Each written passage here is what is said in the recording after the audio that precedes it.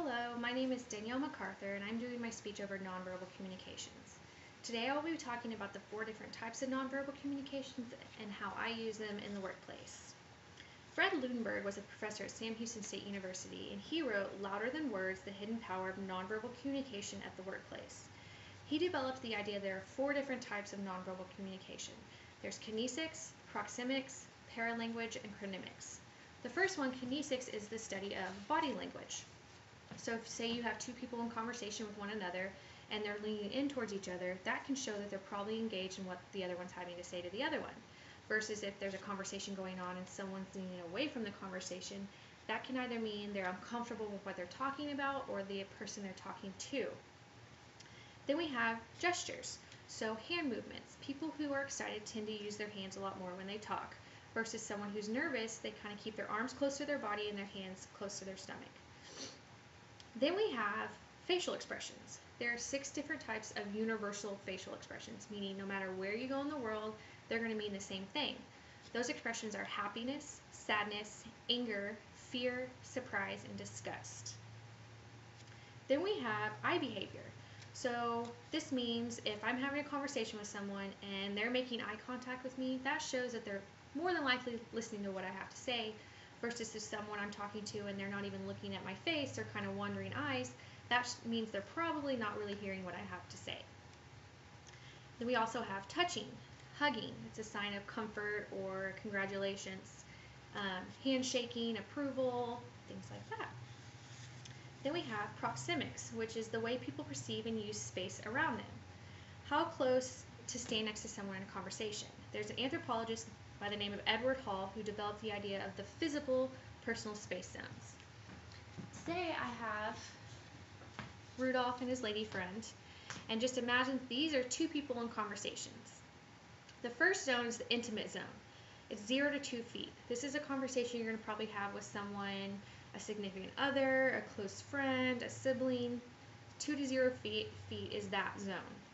And then we have the personal zone, which is 2 to 4 feet. This is a conversation between 2 people who probably know each other, but it's a safe distance, comfortable zone just to have a normal conversation. Then we have the social zone, which is going to be 4 to 12 feet.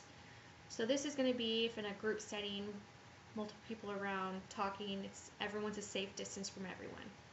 Then we have the public zone, which is beyond 12 feet. This is going to be in a situation if you're at work or if you're out and about, just a public zone. Next we have paralanguage. Paralanguage is the variations in our speech. So how loud one is speaking, our tone, the tempo.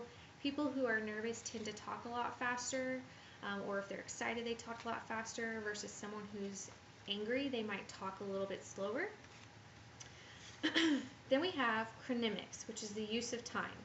Being on time versus late, and this ties into status. So for example, if there's a meeting within a company and the CEO is running late, the majority of the people are going to be like, oh, well, it's excusable because it's CEO. He or she probably has a really busy schedule. You should flip that around with someone who's not the CEO, either entry level or a lower level position. That can just represent either, well, they couldn't get out of bed on time, they couldn't get ready on time. So just the status in itself shows the difference in what the chronemics of time can mean. How I relate this to my job is I work in the food service industry. So as a server, being able to pick up on my customers' nonverbal cues or giving out my nonverbal cues is very important. If I'm at a table taking an order, I want to make eye contact with every person at that table as they're talking to me, just to let them know that I'm hearing what they say and that everything should come out correctly. Flip that around if I'm not at my table and I'm looking around and I see my customer kind of wandering, looking around for me, that shows that hey, they probably need me. Or I have with my employees, being able to mask our frustrations or being overwhelmed is everything, but being able to pick up on those cues is very important. If I can see someone who is a little overwhelmed, they might be not talking and moving a little bit quicker, I can pick up on that and see if they need any help.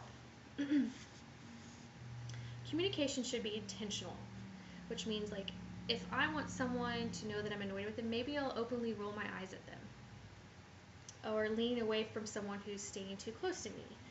I got this from Nonverbal Communication, Interaction, and Gesture, Selections from Semiotica, author Day Gruder, edited by Adam Kindon.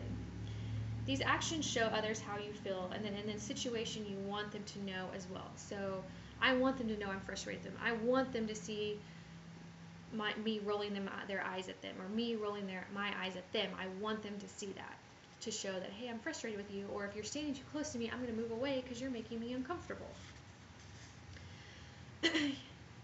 Nonverbal communication is ambiguous, and I got that from Human Communications, Griffin, Boone, and Wood, so our text from class. We can never be sure how others will interpret the meanings we have tend to express. So we always need to be cautious of what we're sending out as much as what we're receiving in. In conclusion, be meaningful of your actions and always try to take into account how others may view your nonverbal actions. Thank you.